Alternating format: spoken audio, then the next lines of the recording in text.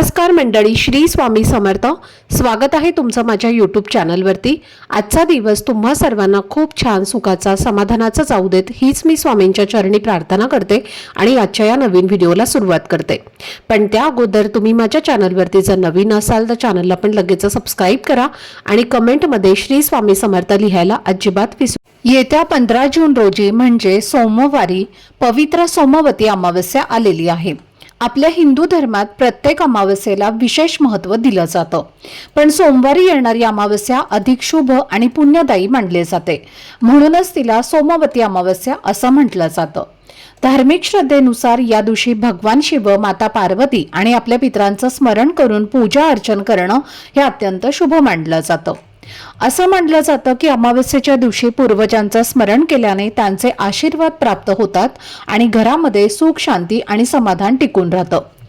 जर प्रत्येक महिन्याला पितरांसाठी विशेष पूजा करणं शक्य होत नसेल तर किमान सोमवती अमावस्येच्या दिवशी तरी श्रद्धेने त्यांचं स्मरण करावं अशी परंपरा आहे. यावर्षी या सोमवती अमावस्येचं महत्त्व आणखी वाढलं आहे, कारण ती अधिक महिन्यामध्ये येत आहे. अधिक महिना हा साधारणपणे 3 वर्षांनी एकदा येतो आणि हा कालावधी भगवान विष्णूंना समर्पित मानला जातो. त्यामुळे या काळात केलेली पूजा, जप, दान आणि धार्मिक कार्य अधिक फलदायी मानले जाते. अधिक महिन्यात येणारी अमावस्या देखील विशेष महत्त्वाची मानली जाते आणि अनेक भक्त या दिवशी भक्तिभावाने धार्मिक कार्य करतात. या दिवशी अनेक महिला व्रत पाळतात, पिंपळाच्या वृक्षाची पूजा करतात आणि आपल्या कुटुंबाच्या सुख समृद्धीसाठी प्रार्थना करतात. पतीचं आरोग्य, कुटुंबाची भरभराट आणि घरातील आनंद कायम राहावा या भावनेने हा दिवस साजरा केला जातो. तर मंडळी, धार्मिक परंपरांमध्ये या दिवशी काही विशेष उपाय देखील सांगितले गेले आहेत. तर आजच्या या व्हिडिओमध्ये मी तुम्हाला नारळाशी संबंधित एक पारंपरिक आणि श्रद्धेने केला जाणारा उपाय सांगणार आहे. हा उपाय अनेक जण भक्तिभावाने करतात आणि त्यांच्या जीवनात सकारात्मकता, आत्मविश्वास आणि शुभ ऊर्जा वाढावी अशी प्रार्थना करतात. तर हा उपाय नेमका कसा करायचा, कोणत्या वेळेत करायचा आणि त्यामागील धार्मिक महत्त्व काय आहे याची संपूर्ण माहिती मी आजच्या व्हिडिओमध्ये तुमच्यासोबत शेअर करणार आहे. त्यामुळे व्हिडिओ हा स्किप न करता शेवटपर्यंत नक्की पहा, जेणेकरून तुमच्यापर्यंत योग्य ती माहिती पोहोचेल. आणि तुम्ही माझ्या चॅनलवरती जर नवीन असाल तर चॅनलला पण लगेच सबस्क्राईब करा आणि बेल आयकॉनला सुद्धा प्रेस करा, म्हणजे मी जेव्हा कधीही नवीन व्हिडिओज अपलोड करेन त्याचं नोटिफिकेशन सर्वात आधी तुम्हाला मिळेल आणि तुमचा एकही व्हिडिओ हा मिस होणार नाही. तसेच आपल्या व्हिडिओला एक हाईप देखील द्या. तर आजच्या या व्हिडिओमध्ये मी तुमच्यासोबत काही खास आणि पारंपरिक उपाय शेअर करणार आहे. हे उपाय सोमवारी येणाऱ्या पवित्र सोमवती अमावस्येच्या दिवशी करायचे आहेत. यातील काही उपाय सकाळच्या वेळी करायचे आहेत, तर काही उपाय संध्याकाळी करणं हे अधिक योग्य मानलं जातं. हे सर्व उपाय श्रद्धा, विश्वास आणि सकारात्मक भावनेने केले जातात. अनेक लोक वर्षानुवर्ष अशा पारंपरिक उपायांचं पालन करत आलेले आहेत आणि त्यातून त्यांना मानसिक समाधान, आत्मविश्वास आणि सकारात्मक अनुभव मिळाल्याचं सांगितलं जातं. आपल्या धर्म परंपरेमध्ये सोमवती अमावस्येला विशेष महत्त्व दिलं गेलं आहे. हा दिवस पूजा, प्रार्थना, दान धर्म आणि आत्मचिंतनासाठी अत्यंत शुभ मानला जातो. त्यामुळे या दिवशी केलेले चांगले संकल्प आणि धार्मिक कार्य मनाला नवीन ऊर्जा देतात. म्हणूनच आज मी तुम्हाला नारळाशी संबंधित एक पारंपरिक उपाय सांगणार आहे, जो अनेक ठिकाणी श्रद्धेने केला जातो.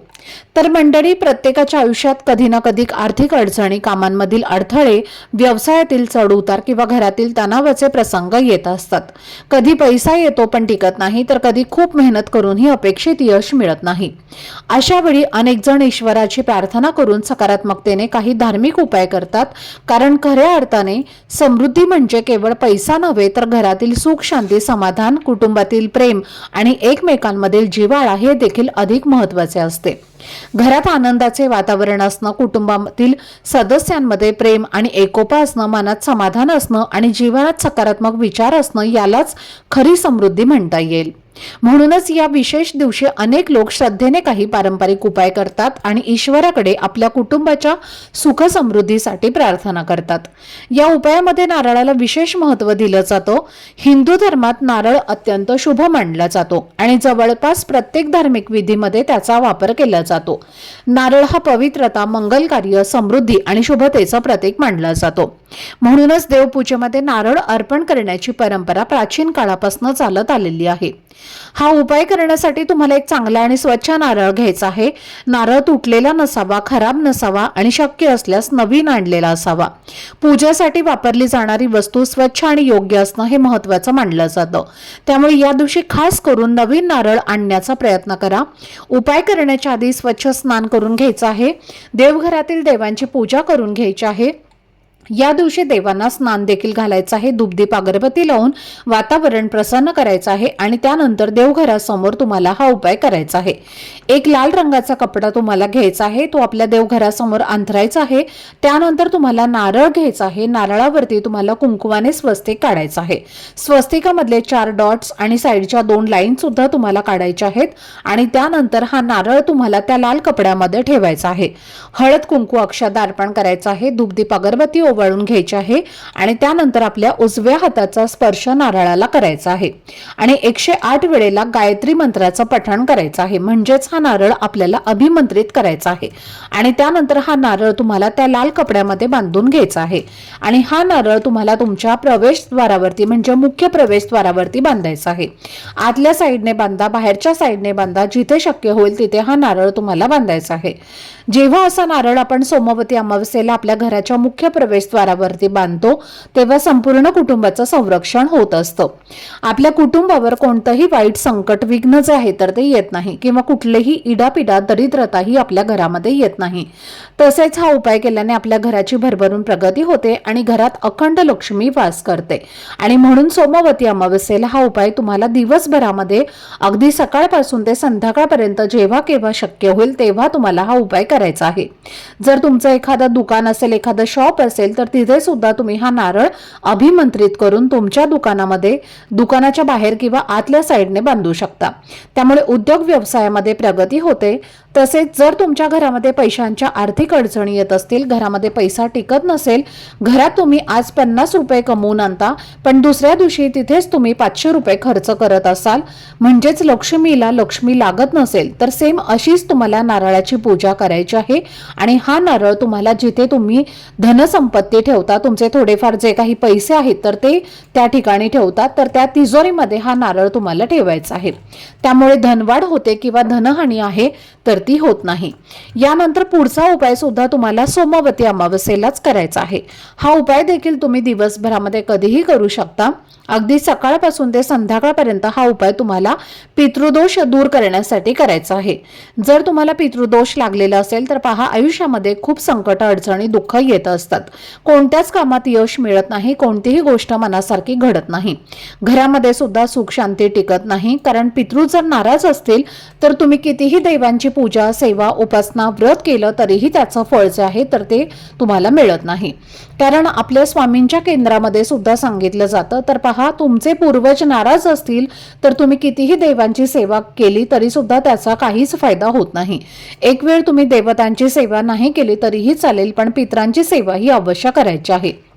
म्हणूनच तुम्हाला या सोमवती अमावस्येच्या दिवशी एक नारळ घ्यायचा आहे आणि तो तुमच्या डोक्यावरून 7 वेळेला उतरवून घ्यायचा आहे आणि त्यानंतर हा नारळ कोणत्याही हनुमान मंदिरामध्ये किंवा वाहत्या पाण्यामध्ये तुम्हाला शांतपणे प्रवाहित करून द्यायचा आहे। त्यामुळे पितरांचा आशीर्वाद मिळतो आणि अडलेले म्हणजे अडकलेले पैसे सुद्धा तुम्हाला परत मिळतात। म्हणजेच एखाद्या व्यक्तीने तुमचे उसने पैसे घेतलेले असतील पण तो तुम्हाला देत नसेल तर असे अडकलेले पैसे तुम्हाला परत मिळवण्यासाठी सुद्धा हा उपाय तेवढाच प्रभावी मानला जातो। तर पितृदोष दूर करण्यासाठी आणि अडकलेले पैसे पुन्हा परत मिळवण्यासाठी हा उपाय तुम्हाला करायचा आहे। त्याचबरोबर भरपूर दिवसांपासून तुमच्या मनामध्ये एखादी इच्छा आहे, प्रत्येकाच्या मनात काही ना काही इच्छा असते। मग तुमची इच्छा धनप्राप्तीची आहे, मुलांची प्रगती होण्याबद्दल आहे किंवा तुमची एखादी शारीरिक, मानसिक जी काही तुमची इच्छा असेल, तुमच्या जीवनामध्ये एखादा शत्रू असेल तर तो शत्रू नष्ट होण्यासाठी जी काही तुमची इच्छा असेल तर ती इच्छा लवकरात लवकर पूर्ण होण्यासाठी हा पुढचा उपाय तुम्हाला करायचा आहे। हा उपाय करण्यासाठी सुद्धा तुम्हाला एक नारळ लागणार आहे। एक चांगला नारळ घ्यायचा आहे ज्यामध्ये पाणी असेल असा नारळ तुम्हाला घ्यायचा आहे। त्या नारळावरती तुम्हाला त्रिशूळ काढायचा आहे। शेंदुराने हा त्रिशूळ तुम्हाला काढायचा आहे किंवा कुंकवाने त्रिशूळ तुम्हाला काढायचा आहे आणि त्यानंतर हा नारळ तुम्हाला स्वतःवरनं आपल्या डोक्यावरून 7 वेळेला ओवाळून घ्यायचा आहे आणि हा नारळ तुम्हाला महादेवाच्या मंदिरात जाऊन अर्पण करायचा आहे। नारळ फोडायचा नाही, फक्त तिथे जाऊन तुम्हाला अर्पण करायचं आहे आणि आपली इच्छित मनोकामना पूर्ण होण्यासाठी भगवान शिवशंकर यांना मनोभावे प्रार्थना करायची आहे। सोमवती अमावस्या आहे म्हणून इच्छापूर्तीसाठी हा उपाय खूप जास्त प्रभावी मानला जातो। तर हा एक उपाय सुद्धा तुम्ही करू शकता। त्याचबरोबर या दिवशी नारळाचा उतारा सुद्धा केला जातो। तर अमावस्येच्या दिवशी आपण जे काही उतारे करतो तर ते खूप जास्त प्रभावी ठरतात, कारण अमावस्येचा दिवस हा नकारात्मकता, वाईट शक्ती दूर करण्यासाठी खूप महत्त्वाचा दिवस असतो आणि आपल्या घरातील नकारात्मकता दूर करण्यासाठी, आपल्या घरामध्ये काही व्यक्ती राहतात त्यांच्यामध्ये काही नकारात्मकता असेल तर ते दूर करण्यासाठी आपल्याला पुढचा उपाय करायचा आहे। आणि त्या नारळावरती तुम्हाला शेंदुराने एक त्रिशूळ काढायचा आहे आणि हा नारळ आपल्या घरातील प्रत्येक व्यक्तीवरनं डोक्यापासून ते खाली पायापर्यंत 7 वेळेला उतरवून घ्यायचा आहे। आपल्या घराच्या मुख्य प्रवेशद्वारावरनं सुद्धा 7 वेळेला उतरवून घ्यायचं आहे आणि घराच्या बाहेर जाऊन तुम्हाला निर्जरी ठिकाणी जाऊन फेकून द्यायचं आहे। म्हणजे जिथे कोणी येत जात नाही अशा ठिकाणी तो तुम्हाला फेकून द्यायचा आहे किंवा खड्डा काढून तुम्ही एखाद्या ठिकाणी पुरून टाकू शकता। फक्त तो नारळ कोणी घेणार नाही किंवा तो नारळ कोणी खाणार नाही अशा ठिकाणी तुम्हाला नेऊन टाकायचा आहे। आणि हा एक उपाय जो आहे तर तो तुम्हाला सोमवती अमावस्येला करायचा आहे। सकाळी किंवा संध्याकाळी कोणत्याही वेळेमध्ये तुम्ही हा उपाय करू शकता। त्याचबरोबर तुमच्या घराजवळ जर एखादं मारुतीचं म्हणजे हनुमानांचं किंवा शनीचं मंदिर असेल तर या सोमवती अमावस्येच्या दिवशी तिथे तुम्हाला एक नारळ आणि मुठभर काळे उडीद जे आहेत तर ते अर्पण करायचे आहेत। आणि या दोन्ही वस्तू अर्पण केल्याने आपल्या कुंडलीतील 7.5 जी आहे तर ती दूर होते। राहू केतूचा वाईट प्रभाव सुद्धा आहे तर तो दूर होतो आणि आपली अडलेली सगळी कामं जी आहेत तर ती सुद्धा पूर्ण होतात। तर हा एक उपाय सुद्धा तुम्ही करू शकता। तर ही अत्यंत महत्त्वाची माहिती मला तुमच्यापर्यंत शेअर करायची होती। आजचा हा व्हिडिओ जर तुम्हाला आवडला असेल, माहितीपूर्ण वाटला असेल तर व्हिडिओला लाईक करा, चॅनलवरती नवीन असाल तर चॅनलला सबस्क्राईब करा आणि हा व्हिडिओ आपल्या मित्रपरिवारासोबत जास्तीत जास्त शेअर करा। चला तर मग भेटूया पुढच्या व्हिडिओमध्ये। तोपर्यंत सर्वांना श्री स्वामी समर्थ। धन्यवाद।